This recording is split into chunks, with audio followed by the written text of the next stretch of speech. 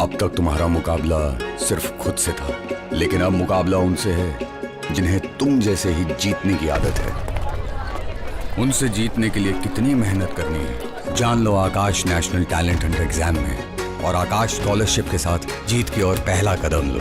Register for ANTHE 2022 today. लेकिन किसी से पूछ लो बात यही कहेगा भाई इस बार तो बदलाव, ऐसा लगता है बदलाव होगा इस बार। तो जब लोगों की जो आवाज़ होती है पार जाती है, लोग बदलाव चाहते हैं, लोग बदलाव चाहते हैं। लोग हरियाणा में भी बदलाव चाहते हैं, लोग आदमपुर में भी बदलाव चाहते हैं। हरियाणा देश में सबसे बड़ा बेरोजगार प्रदेश बन गया, बेरोजगारी में नंबर 1। अर्थव्यवस्था चौपट होगी, विकास ठप हो गया, गांव से लेकर शहर तक। किसी गांव में, किसी शहर में कोई बड़ी परियोजना, छोटी परियोजना, विकास की जो चमक होती थी हरियाणा में, देश में विकास में हम नंबर 1 थे। आज विकास चौपट हो गया, बेरोजगारी में नंबर 1, ना निवेश हुआ, ना सरकारी रोजगार मिला। हरियाणा के नौजवान के भविष्य को चौपट कर दिया। किसान, हरियाणा में सबसे ज्यादा किसान पे अत्याचार हुआ, किसान आंदोलन हुआ, पूरे देश में 750 किसानों ने अपनी जान कुर्बान करी। लेकिन किसी और प्रदेश में किसान पे ना लाठीचार्ज हुआ, ना आंसू गैस के गोले दागे गए, ना पानी की बौछारों के निशाने पे इस किसान को लिया गया। अगर अत्याचार हुआ और किसान का मजाक बनाया गया, किसान की कुर्बानी का मजाक बनाया गया, तो हरियाणा के अंदर बनाया गया।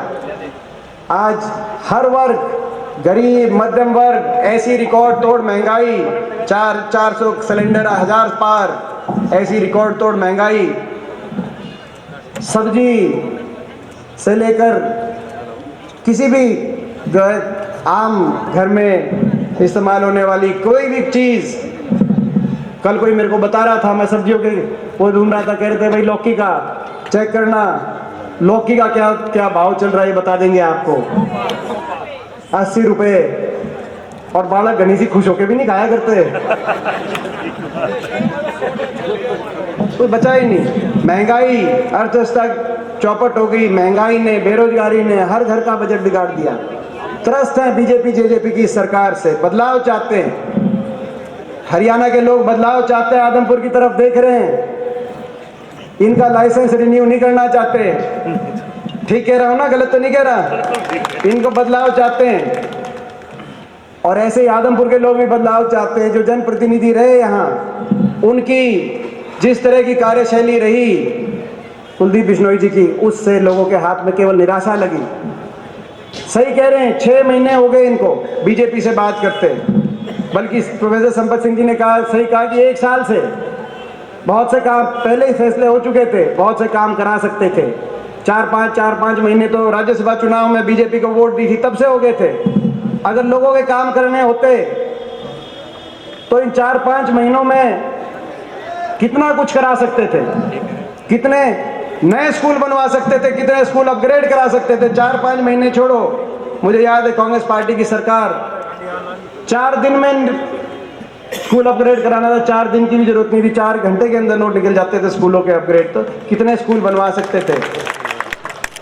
और कैसी बीजेपी की सरकार है, उनको भी पता था चुनाव है, कम से कम इलेक्शन के लिए तो कर देते हैं, कम से कम इलेक्शन के बाद तो क्या लोग आप अंदाजा लगा सकते हो।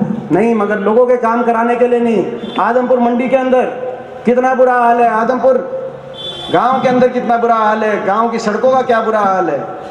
हम सोचते थे, क्योंकि हम भी जब से उन्होंने और राज्यसभा में वोट दी थी, जब से कुलदीप जी ने, तब से हमें पता था चुनाव तो है, लगातार कार्यक्रम हो रहे थे। हम सोचते थे कि भाई इलेक्शन से पहले ये तो करा लेंगे, क्योंकि हमने भी उपचुनाव देखे हैं, बाई इलेक्शन देखे हैं। और ये बाई इलेक्शन में पूरी सरकार लग जाती है। युद्ध स्तर पे, जैसे वॉर सिचुएशन होती है, वॉर लाइक सिचुएशन, युद्ध स्तर पे काम होते हैं, विकास कार्य हर गांव के अंदर विकास कार्यों को नजर आते हैं जब जहां पे उपचुनाव हो। ये पहला चुनाव है, ये भी रिकॉर्ड बन गया।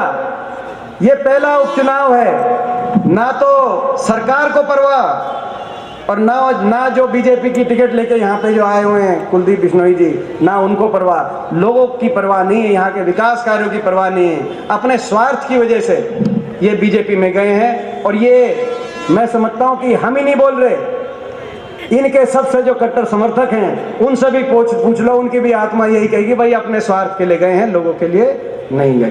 तो ऐसे में बदलाव, ऐसे में राजनीति नैतिकता अनैतिकता में के बीच में चुनाव, क्या राजनीति की नैतिकता रह जाएगी?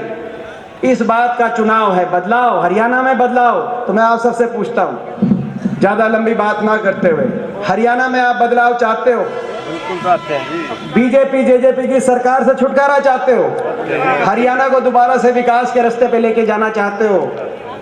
तो भाई, और आदमपुर में घमंड तोड़ना चाहते हो? बिल्कुल चाहते हैं जी। आदमपुर को जिताना चाहते हो?